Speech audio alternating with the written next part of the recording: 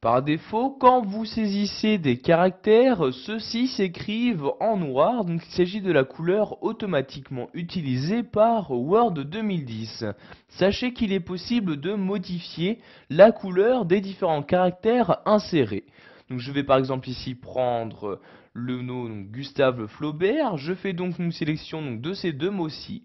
Donc si je souhaite maintenant modifier la couleur de ma sélection, je vais me rendre dans cette partie-là.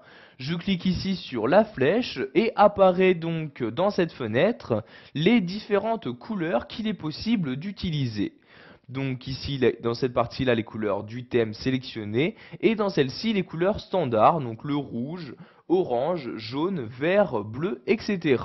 Donc pour appliquer une couleur, donc par exemple le rouge, je clique tout simplement sur le rouge comme ceci et automatiquement la couleur est appliquée à ma sélection. Donc vous voyez, je désélectionne mon texte et maintenant le groupe de mots Gustave Flaubert est bien écrit en rouge.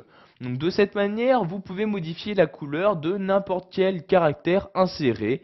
Donc ici, je sélectionne le titre de mon document et je vais également modifier la couleur en cliquant sur la flèche. Et par exemple ici, je vais sélectionner le bleu.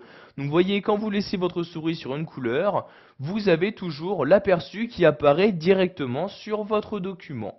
Donc ici, je sélectionne le bleu clair comme ceci. Et voyez maintenant donc le titre de mon document est bien le bleu clair.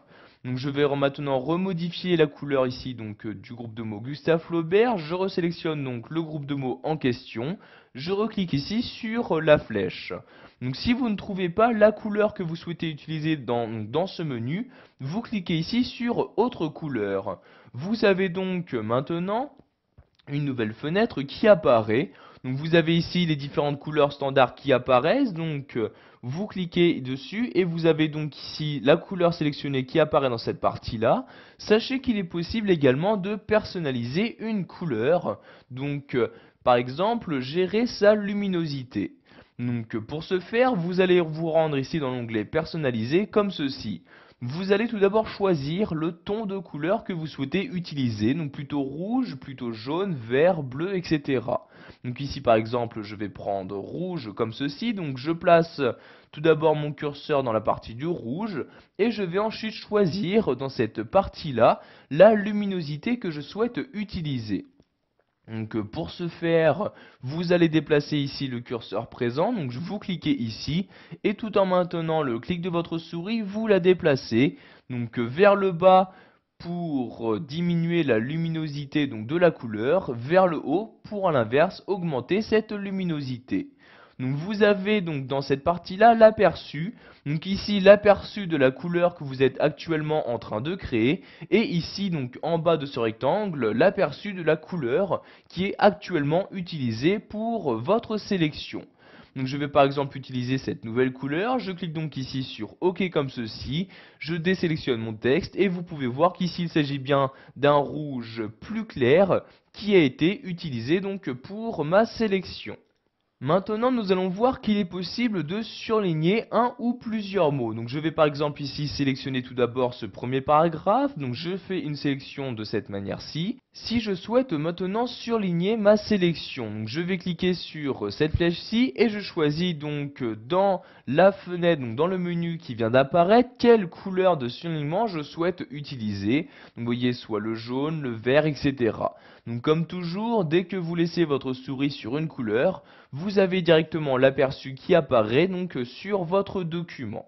Donc ici, je vais par exemple surligner en jaune comme ceci. Je sélectionne le jaune et vous pouvez voir maintenant le paragraphe sélectionné qui est bien surligné en jaune. Pour finir, nous allons voir qu'il est possible de modifier la couleur du trait de soulignement. Donc ici, je vais sélectionner ce paragraphe comme ceci et je vais ici activer le soulignement en cliquant ici sur ce bouton-là.